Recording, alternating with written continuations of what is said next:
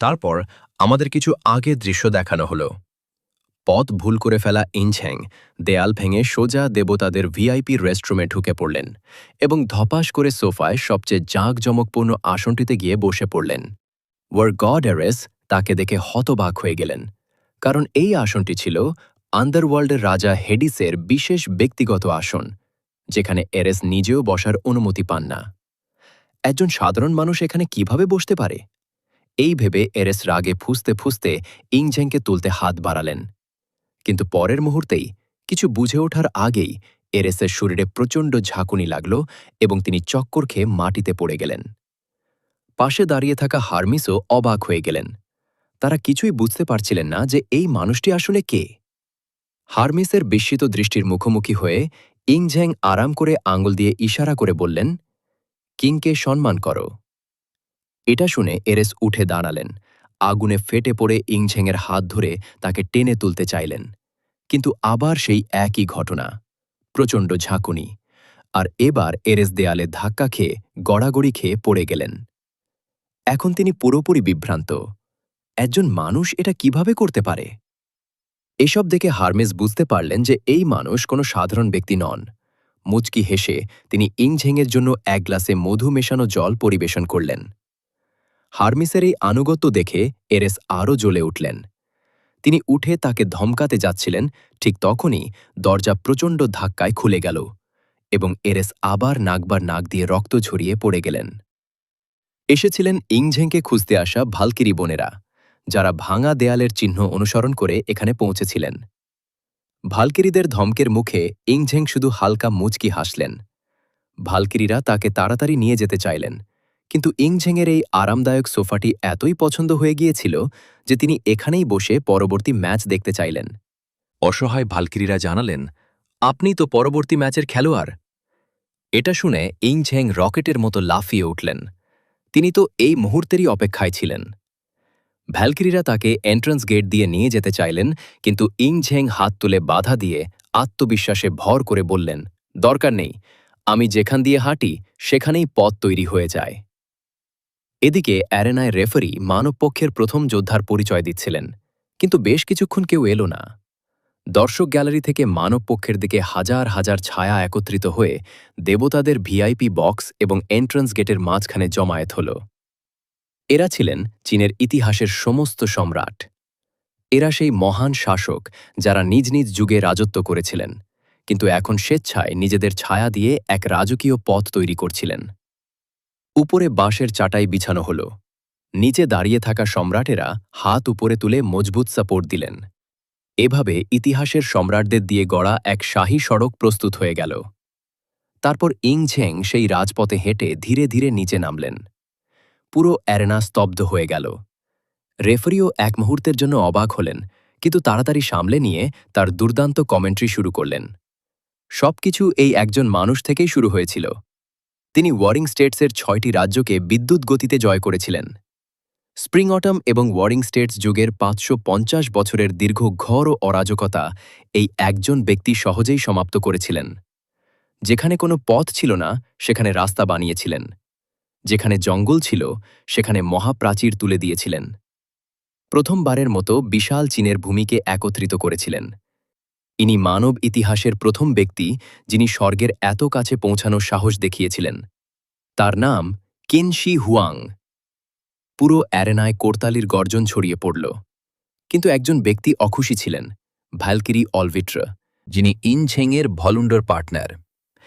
তিনি বেশ কিছুক্ষণ ধরে মানবপক্ষের এন্ট্রান্সে অপেক্ষা করছিলেন, কিন্তু এই মানুষটা এত নাটকীয় প্রবেশ করল। ইনঝেং তার অভিযোগকে পুরোপুরি উপেক্ষা করে তাকে কোলে তুলে নিলেন। শুরুতে অলভিট্র একটু প্রতিবাদ করতে চাইলেন। ইনঝেংয়ের এই হঠাৎ কোলে তোলা তার একদম পছন্দ হয়নি। কিন্তু যেই তার চোখ পড়ল ইনঝেংয়ের সেই সুন্দর রাজকীয় মুখের দিকে, তার মুখ লজ্জায় লাল হয়ে গেল এবং সমস্ত রাগ এক মুহূর্তে উবে গেল। ইনঝেংয়ের শক্তিশালী বাহুতে দুজনে সহজেই ভলুন্ডর সম্পূর্ণ করলেন। সবুজ আলো জ্বলে উঠল এবং ইনঝেংয়ের জন্য একটি বিশেষ দৈবী কবচ তৈরি হল। উপরের শরীর ঢাকা শেন লু কাইশিউ নামের গডলি আর্মার। এদিকে গড সাইডের করিডোরে আন্ডারওয়ার্ল্ডের রাজা হেডিস তার ডাবল ট্রাইডেন্ট নিয়ে প্রবেশ করতে যাচ্ছিলেন। ঠিক তখনই পোসাইডনের সেবক তাকে থামালেন। হাঁটু গেড়ে বসে তিনি পোসাইডনের ভাঙা ট্রাইডেন্ট উপহার দিয়ে অনুরোধ করলেন, এটি লাগিয়ে আমার মালিকের প্রতিশোধ নিন। হেডিস ঠান্ডা হাসি দিয়ে বললেন, পোসাইডন এমন দেবতা ছিলেন না যিনি অন্যের কাছ থেকে নিজের প্রতিশোধ চাইতেন। তবুও তিনি ট্রাইডেন্টটি তুলে নিলেন।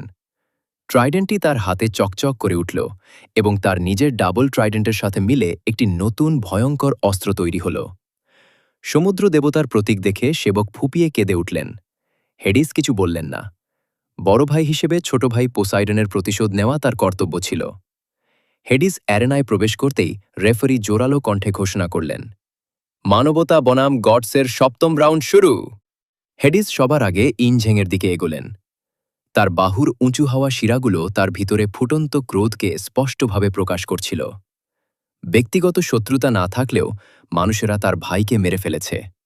এই প্রতিশোধ এখন সমস্ত মানবতা থেকে নেওয়া হবে। তারপর হেডিস তার নতুন ট্রাইডেন্ট দিয়ে আলোর গতিতে আক্রমণ করলেন। ইনঝেং একটু অসতর্ক ছিলেন এবং এই আঘাতটি তাকে লাগল। শ্বাস নেওয়ার সুযোগও না দিয়ে হেডিসের ঝড়ো আক্রমণের বর্ষা শুরু হয়ে গেল। ইনঝেং শুধু রক্ষা করতে থাকলেন। তখন হেডিস লাফ দিলেন, আকাশের শক্তি সঞ্চয় করলেন এবং তার প্রথম স্কিল ছুড়লেন, নেদারওয়ার্ল্ডের আয়রন হ্যামার। ইনঝেং পিছিয়ে গিয়ে আক্রমণ এড়ালেন, কিন্তু ট্রাইডেন্ট মাটিতে আঘাত করতেই সম্পূর্ণ অ্যারেনা ফেটে গেল। ইনঝেং অবিরাম চকমা দিতে থাকলেন। তীক্ষ্ণ ধারে তার পেটে গভীর আঘাত লাগল।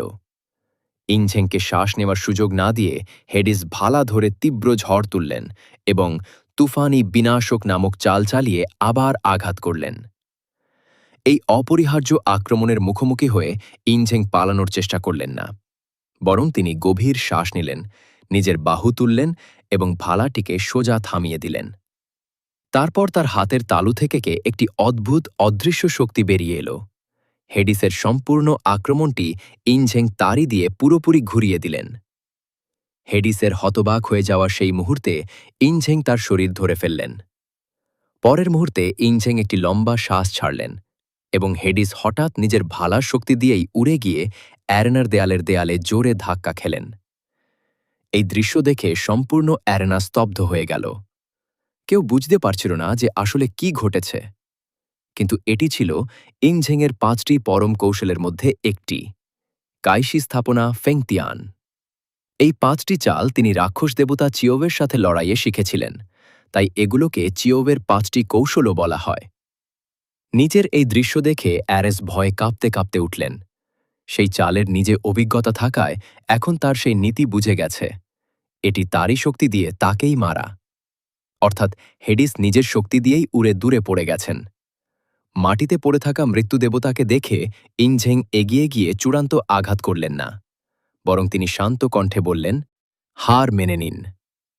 আশ্চর্যজনকভাবে হেডিস না রাগ করলেন না তৎক্ষণাৎ আক্রমণ করলেন।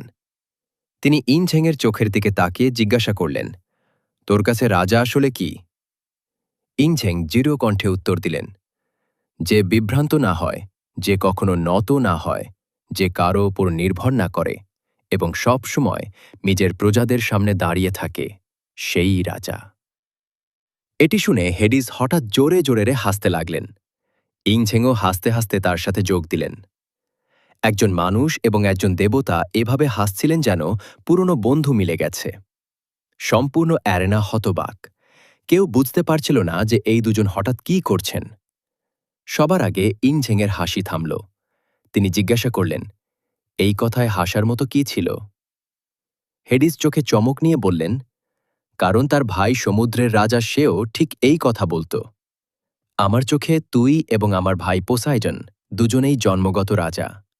যদি আমাদের অবস্থান আলাদা হতো তাহলে হয়তো আমরা ভালো বন্ধু হতে পারতাম, কিন্তু এখন আমাদের মধ্যে একজনকে মরতেই হবে। এই কথা বলে হেডিস আবার ইনঝেংয়ের দিকে দৌড়ে গেলেন। তিনি এক হাতে ভালা ধরলেন এবং লু বুয়ের বিখ্যাত স্বর্গীয় ভালার মতো চাল চাললেন, যার নাম ছিল পৃথিবী বিদারক।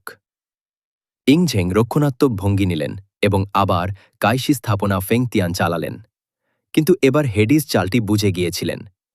নিজেকে আবার উড়ে যাওয়া থেকে বাঁচাতে তিনি দুহাত দিয়ে ইনঝেংকে শক্ত করে চেপে ধরলেন। শরীর পিছনে ঝুঁকিয়ে একটি পিছিয়ে টানার শক্তি লাগালেন। যাতে ইংঝেং তার ভালা ঘুরাতে না পারেন এবং তার কৌশলটি পুরোপুরি ব্যর্থ হয়ে যায়।